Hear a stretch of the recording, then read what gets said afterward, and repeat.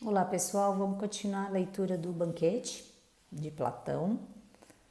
Estamos aqui lendo o discurso de Agáton e ele acaba de ler uma parte onde ele diz o seguinte, que o Eros não pode ser um deus antigo, pelo contrário, ele é mais jovem.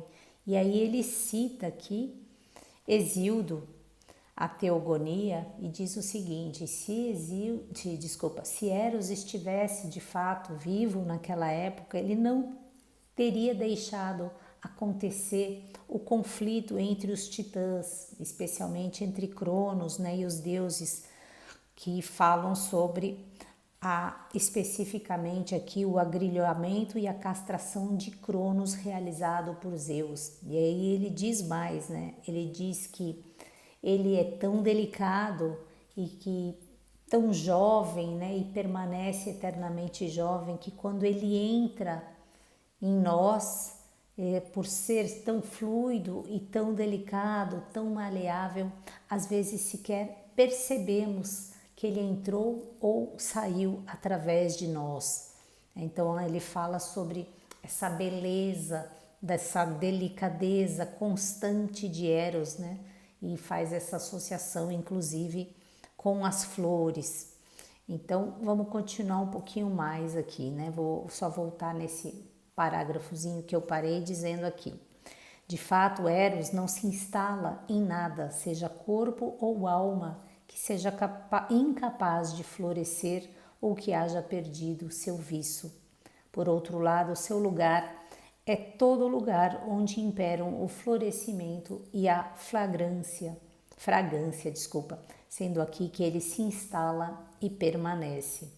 Acerca da beleza desse Deus foi dito o suficiente, ainda que muito permaneça sem ser dito. Em seguida, me ocuparei da virtude de Eros. O ponto fundamental nesse aspecto é que Eros não constitui nem o autor, nem a vítima de nenhuma injustiça, não a cometendo contra deuses ou seres humanos, nem sendo objeto da injustiça deles. De fato, se é para algo ter qualquer efeito sobre ele, não o será violentamente, pois a violência não atinge Eros. Por outro lado, nos efeitos que produz sobre outros, não recorre à força, pois Eros granjeia o nosso serviço voluntário. E tudo quanto as pessoas concordam entre si, se for voluntário de ambas as partes, é justo, segundo leis que reinam em nosso estado. E, além da justiça, ele é fartamente dotado de moderação. Somos unânimes em admitir que a moderação constitui um controle dos prazeres e apetites, ao passo que nenhum prazer é mais poderoso do que Eros.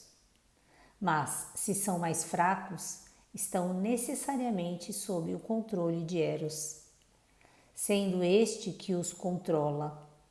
A consequência é que Eros, pelo fato de ser o controlador dos prazeres e apetites, tem que ser excepcionalmente moderado.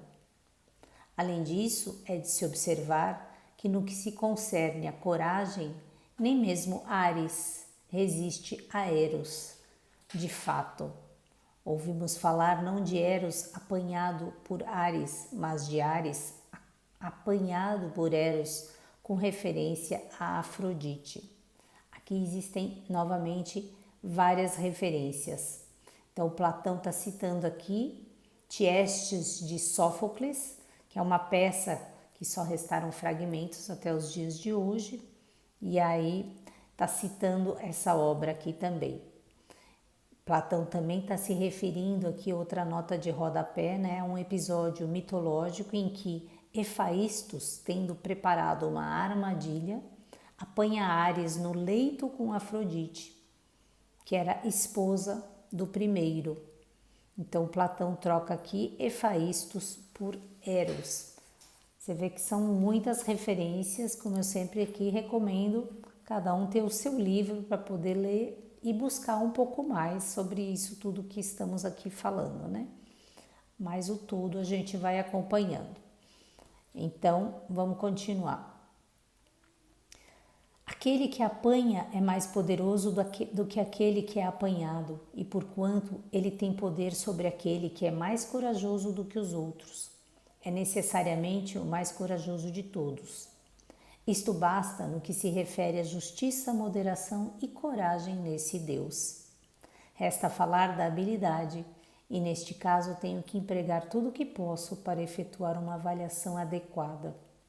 Para começar, se me disponho, por meu turno, a honrar nossa arte como Erixímaco fez em relação à sua, o Deus é um poeta tão consumado que é capaz, de transformar outros em poetas. Sabeis que qualquer um se torna um poeta, ainda que antes estranho às musas, se tocado por Eros.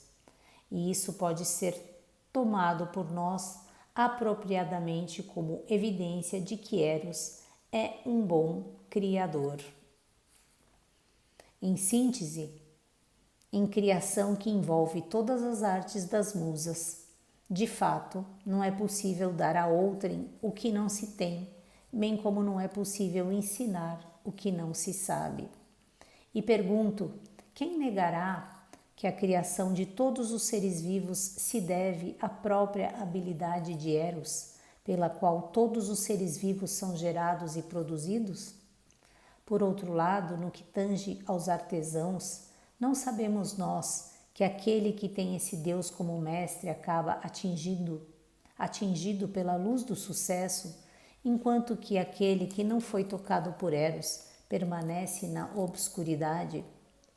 Se Apolo inventou a arte do arco e flecha, a medicina e a profecia, o foi sob a diretriz do desejo e do amor, de modo que também ele pode ser considerado um discípulo de Eros, como igualmente o podem as musas nas suas artes. Efaístos no trabalho com os metais, Atena na tecelagem e Zeus na direção de deuses e de seres humanos, ou seja, ele colocando Eros assim como o grande inspirador de todos. Foi também devido à presença de Eros que se dirimiram os desentendimentos ou intrigas entre os deuses. Evidentemente, o amor da beleza, uma vez que Eros não é atraído pela disformidade. Antes disso, como indiquei no início, muitas coisas terríveis sucederam entre os deuses, pois reinava a necessidade. Entretanto, desde o surgimento desse Deus, o amor pelas coisas belas trouxe todos os tipos de bens para deuses e seres humanos. É assim, Fedro, que concebo que Eros originalmente era insuperavelmente admirável e bom, sendo recentemente o responsável por excelências análogas em outros. E me sinto repentinamente motivado a evocar o auxílio do verso e exprimir como é ele que produz. Aí ele vai recitar, né? Aos seres humanos a paz, ao mar a calma, aos ventos o repouso e na nossa dor o sono. Acabou a recitação aqui. Continua ele. É ele que expulsa as hostilidades e atrai a intimidade. É ele que nos aproxima em reuniões como esta. Nas festas, danças e oblações é ele o nosso líder. É o estimulador de nossa brandura e aquele que suprime a selvageria.